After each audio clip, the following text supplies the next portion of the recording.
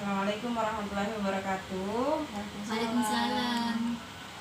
Gimana kabar ibu-ibu? Alhamdulillah baik ibu. Perkenalkan, nama saya Bidan Vina Sapitri. Saya di sini dari Rumah Sakit Indah Nusantara. Iya ibu. Saya di sini akan memberikan penyuluhan kepada ibu-ibu tentang masa nifas. Mungkin ibu semua sudah pernah mendengarkan masa nifas itu bagaimana, dan juga jika ibu pernah hamil atau pernah bahkan habis melahirkan pasti merasakan masa nifas. Iya. Nah, jadi di sini saya akan menjelaskan tentang masa nifas sebagai materi penyuluhan saya. Nah, jadi saya akan menjelaskan tentang ibu nifas. Nah, jadi masa nifas adalah masa dimulai beberapa jam sesudah melahirkan atau sesudah lahirnya plasenta sampai 6 minggu setelah melahirkan. Masa nifas dimulai setelah kelahiran plasenta dan berakhir ketika alat-alat kandungan kembali seperti keadaan sebelum hamil yang berlangsung kira-kira 6 minggu. Masa nifas diartikan sebagai periode tepat setelah melahirkan.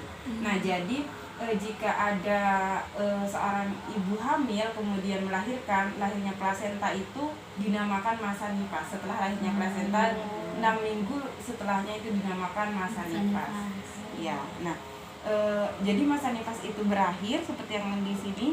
Masa nifas itu berakhir ketika alat-alat reproduksi itu sudah kembali normal seperti biasanya, seperti sebelum hamil.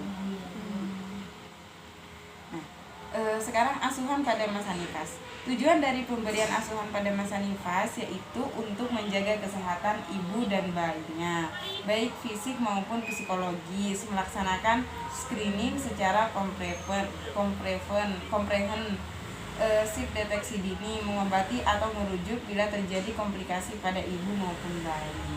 Nah, jadi untuk asuhan ini yaitu untuk menjaga kesehatan ibu dan bayi agar tetap normal, agar tetap sehat, baik fisik ataupun non fisik, psikologis, dan juga akan nanti setelah nifas mungkin ya kan ada yang setelah nifas ibu perdarahan, stres gitu. Nah, bisa konsultasi ke bidan sebagai tenaga kesehatan masalah tentang ibu dan bayi.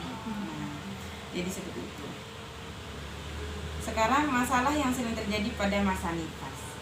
Ini perlu diperhatikan karena kita sebagai perempuan insya Allah akan merasakan masa nifas. Beberapa masalah yang dapat ditemui pada masa nifas yaitu metritis, abses pelvis, kemudian infeksi luka perineum dan luka abdominal tetanus. Maksudnya infeksi luka perineum ini yaitu infeksi setelah melahirkan, luka perineum, kemudian luka abdominal atau tetanus. Luka abdominal itu seperti setelah SC, kalau perineum ini kalau kita melahirkan secara normal. Ya. Jadi kalau kita sudah melahirkan kan dalam masa pemulihan ke masa normal kembali sebelum hamil. Ya, jadi masalah yang sering terjadi itu seperti ini, perineum kita luka nggak sembuh sehingga menyebabkan perdarahan, atau mungkin headingnya sebisa anusnya sampai vaginanya dijahit, bisa terjadi headingnya lepas. Itu termasuk masalah pada masa nifas. Nah, jadi kemudian mastitis, bendungan payudara dan retraksi putih, atau permasalahan pada bagian payudara. Nah, kemudian kapan dibawa ke sarana kesehatan? Pelayanan kesehatan ibu nifas oleh bidan dan dokter dilakukan minimal 3 kali. Pertama 6 jam sampai 3 hari setelah melahirkan, lalu 4 sampai 28 hari setelah melahirkan, dan terakhir 29 sampai 42 setelah melahirkan. Menurut anjuran WHO, sebaiknya ibu nifas perlu melakukan kontrol atau kunjungan masa nifas setidaknya 4 kali, yaitu 6 sampai 8 jam setelah persalinan, setelah persalinan sebelum pulang, 6 hari setelah persalinan, 2 minggu setelah persalinan, dan 6 minggu setelah persalinan. Jadi di sini ada 2 pendapat, ada menurut kesehatan tenaga medis, bidan dan dokter, ada juga menurut WHO. Jadi, tapi sebenarnya sama-sama bagus juga ya untuk kesehatan ibu nifas. Lebih banyak kontrol, itu lebih baik. mendapatkan hasil yang baik. Iya. Kemudian cara merawat bayi baru lahir selama masa nifas. Nah, kalau kita habis melahirkan, kita kan maksudnya badan yang tadinya satu sudah jadi dua kan, ibu dan bayi. Nah, jadi kita sebagai ibu ya dalam proses masa nifas juga punya juga kewajiban untuk merawat bayi yang kita lahirkan sehingga kita menjadi ibu pada masa nifas. Nah, merawat bayi yang baru lahir merupakan pekerjaan penuh dengan ketelitian. Bayi baru lahir harus mendapatkan perlakuan yang ekstra dari ibu agar ia bisa tumbuh sehat dan cerdas. Jadi perlakuan istimewa apakah yang bisa Anda lakukan pada bayi baru lahir? Nah, jadi maksudnya kita sebagai seorang bidan, maksudnya saya sebagai seorang bidan, saya memberikan penyuluhan pada ibu agar ibu-ibu ini tahu nanti kalau masa nifas, caranya setelah nifas saya mau rawat bayi saya gimana? Iya seperti itu. Nanti saya kan ini dalam masa nifas, terus nanti cara saya merawat bayi saya tuh gimana kan? Ini yang saya maksud. Jadi arahan saya memberikan penyuluhan masa nifas itu intinya seperti itu.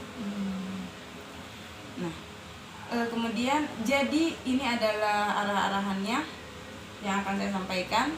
Sebagai ibu masa nifas, kita harus memberikan tanggung jawab pada bayi, yaitu memberikan ASI untuk makanan utama bayi, kemudian menjaga kebersihan badan, pakaian dan tempat tidur bayi, merawat tali pusat bayi baru lahir, kemudian menjaga kehangatan tubuh bayi, kemudian memperhatikan kuku bayi baru lahir, kemudian siasati hal-hal yang dibenci bayi, kemudian ritual tidur, mainan bayi, kenali penyakit bayi baru lahir, dan lingkungan yang nyaman. Maksudnya bayi diletakkan pada lingkungan yang nyaman, maksudnya dia itu harus lingkungannya yang bayinya itu nyaman, bersih juga agar bayi tetap sehat. Dan juga sesekali bawa bayi keluar rumah. Main-main. Iya. Nah, mungkin sudah cukup penyuluhan dari saya. Intinya kita sebagai ibu terutama pada masa nifas, karena baru-baru merasakan memiliki tanggung jawab pada diri sendiri juga untuk merawat diri kita karena kita masa nifas.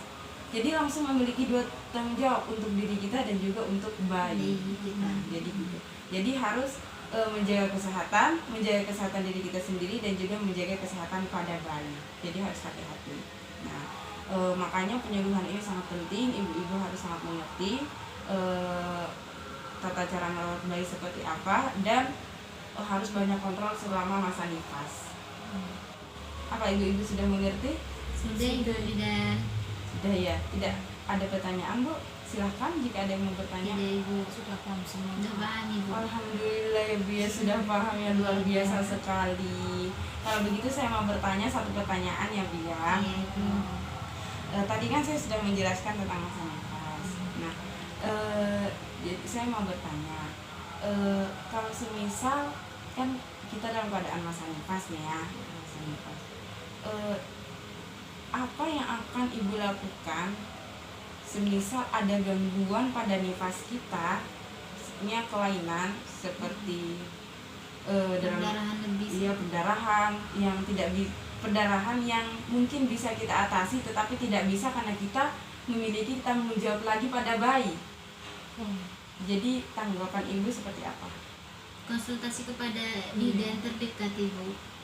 Oh, jadi langsung konsultasi kepada bidan ya? Iya Ibu. Menanyakan maksudnya, kok saya pendarahan berlebihan Ibu setelah masa nifas, kok nggak seperti ibu-ibu nifas yang biasanya, itu maksudnya masalah utamanya itu kenapa sampai saya bisa pendarahan berlebihan seperti itu Ibu. Jadi tepat ya Bu ya. Iya Ibu. Nah, maka dari itu kita sebagai ibu-ibu masa nifas atau ibu-ibu yang tidak masa nifas juga kan harus tahu, karena kan semua wanita kan pasti ya merasakan masa nifas, insya Allah seperti itu. Nah jadi memang harus banyak kontrol sistem reproduksi.